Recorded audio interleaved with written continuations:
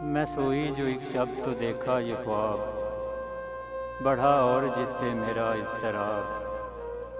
ये देखा कि मैं जा रही हूँ कहीं, अंधेरा है और राह मिलती नहीं।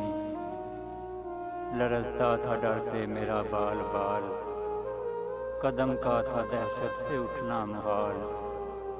जो कुछ हौसला पा के आगे बढ़ी तो देखा कि तार एक लड़कों की थी। ज़मुर्द सी पोशाक पहने हुए, दिए सबके हाथों में जलते हुए। वो चुपचाप थे आगे पीछे रवां, खुदा जाने जाना था उनको कहाँ। इसी सोच में थी कि मेरा बिस्र मुझे इस जमात में आया नज़र। वो पीछे था और तेज़ चलता न था, दिया उसके हाथों में जलता न था।